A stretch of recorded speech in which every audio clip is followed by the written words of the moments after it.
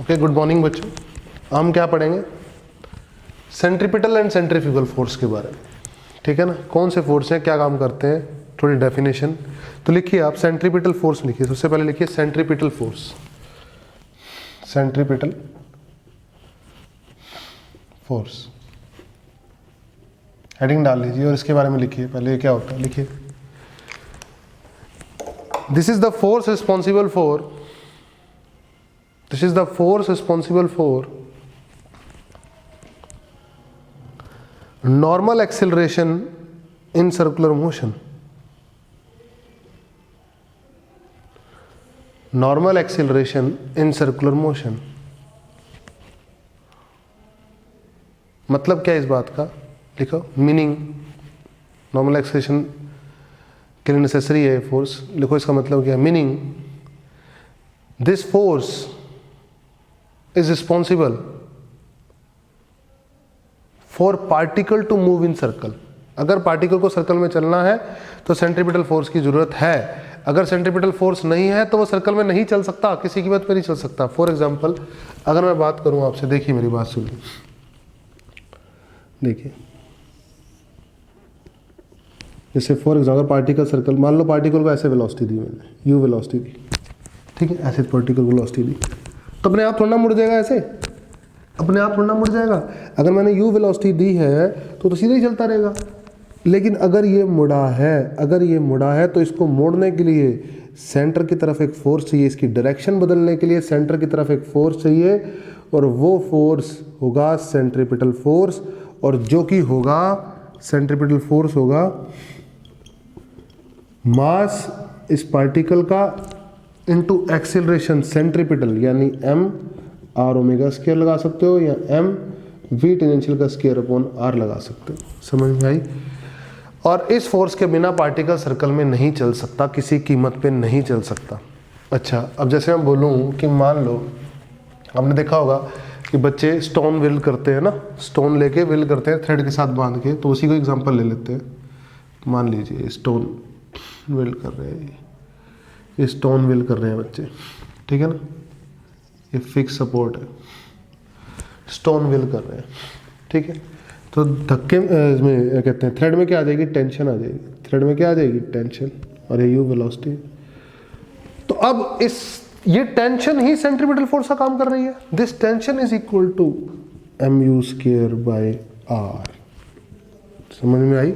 This tension is equal to what, mu square by r। क्योंकि tension किसका काम कर रही है, सेंट्रीपिटल फोर्स का काम कर रही है। बेटा सेंट्रीपिटल फोर्स के बिना पार्टिकल सर्कल में चल ही नहीं सकता। समझ में आई? पार्टिकल, क्योंकि सर्कल में चलने के लिए उसको डायरेक्शन मोड़नी पड़ेगी, डायरेक्शन मोड़ने के लिए रिस्पॉन्सिबल सेंट्रीपिटल फोर्स होता है। ये हम डेरिवेशन में पढ़ भी चुके हैं।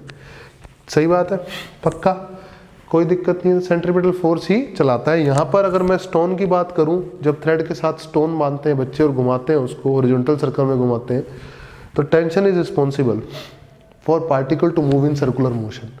समझ में आई?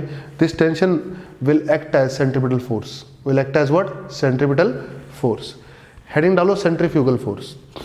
सेंट्रीफ्यूगल फोर्स क्या होता है? सेंट्रीफ्यूगल फोर्स क्या होता है?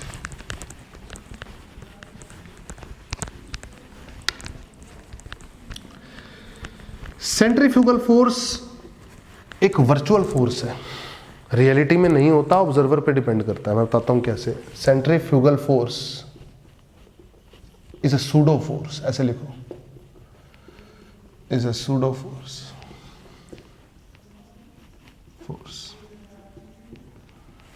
ठीक है ना। अब देखिए मेरी बात सुनिए, ध्यान से सुनिए। ये पार्टिकल सर्कल में चल रहा है, बहुत ध्यान से देखना बात को। ये पार्टिकल है, सर्कल में चल रहा है ये पार्टिकल, और ये फ्रेम है, और यहाँ ऑब्जर्वर बैठा है। क्या बैठा है? ऑब्जर्वर। तो इस पार्टिकल पे कॉन्टिन्यू सेंटर की तरफ क्या लग रहा है? इस पार्टिकल पे सेंटर की तरफ क्या लग रहा है, मुझे ये बता दीजिए। सेंट्रीपिटल एक्सीलरेशन लगता है इस पार्टिकल पे।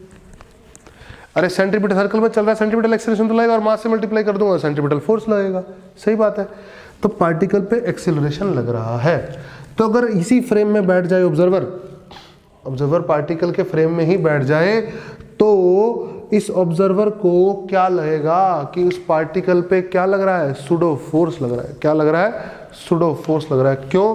क्योंकि एक्सेलरेटेड फ्रेम में जो ऑब्जर्वर होता है तो पार्टिकल पे या जितनी बॉडीज होती हैं उस फ्रेम में उन पे क्या लगता है? सूडो फोर्स लगता है। जब फ्रेम में, जिस फ्रेम पे अगर एक्सेलरेटेड फ्रेम पे कौन हो? ऑब्जर्वर हो, तो जो बॉडी होगी एक्सेलरेटेड फ्रेम में उन पे क्या लगेगा? सूडो फोर्स लगेगा।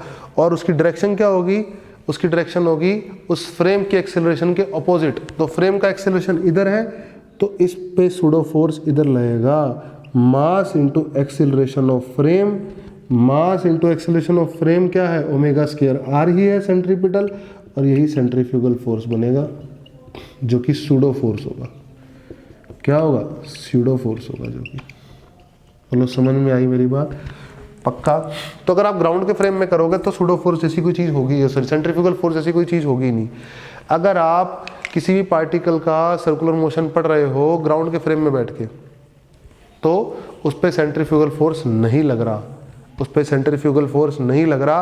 अगर आप पार्टिकल का मोशन पढ़ रहे हो उसी ये कहते हैं उस रेफरेंस फ्रेम में, बोलो इसी रेफरेंस फ्रेम में अगर आप पार्टिकल का मोशन पढ़ रहे हो, सर्कुलर मोशन वाले फ्रेम में ही, जैसे मान लो पार्टिकल सर्कल में घूम रहा है, ठीक है, और जो पार्टिकल घूम रहा है उसी फ्रेम में ऑब्जर्वर बैठा है, उसी फ्रेम में कौन बैठा है? ऑब्जर्वर।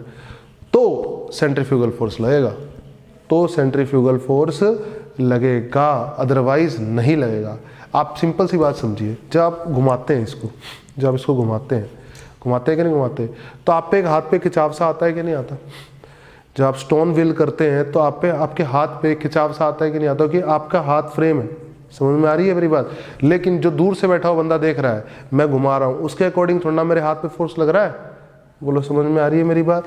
तो सेंट्रीफ्यूगल फोर्स किस पे डिपेंड करेगा? ऑब्जर्वर पे डिपेंड करेगा सेंट्रीफ्यूगल फोर्स। समझ में आई? और ग्राउंड के फ्रेम में कोई सेंट्रीफ्यूगल नाम की चीज़ नहीं होती। तो लिख लो इसमें, लिख लो इसमें circular motion, centrifugal force heading डाल के लिखो, circular motion is an accelerated motion, circular motion is an accelerated motion, full stop. A frame, reference frame moving in circular path, a reference frame जो सर्कुलर पाथ में move कर रहा है, a reference frame moving in circular path is non inertial. कैसा रहेगा वो? Non inertial रहेगा। Reference frame moving in circular path is non inertial.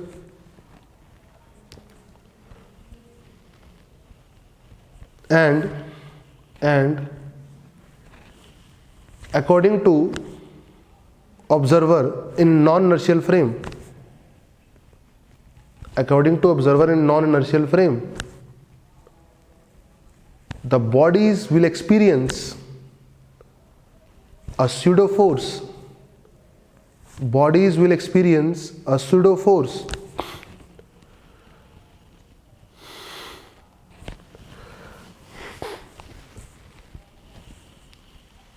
pseudo force. This pseudo force is known as centrifugal force. This pseudo force is known as centrifugal force. And it appears to act, कैसा लगेगा? Centripetal acceleration हमेशा toward centre होती है, तो उसके तो opposite ही लगना है। तो it appears to act in radially outward direction, in radially outward direction, in radially outward, radial मतलब रेडियस के अलॉन्ग, और outward direction, in radially outward direction. बोलो। और magnitude of this force is what? m omega square r, या फिर m v tangential का square upon r। समझ में आ रही है? पक्की बात है। तो आप किसी भी फ्रेम में कर सकते हो। मैं आपको एक कॉन्सेप्ट फिर दोनों फ्रेम में करके दिखा देता हूँ, आपको समझ में आ जाएगा क्या करना है क्या नहीं करना है, ठीक है ना।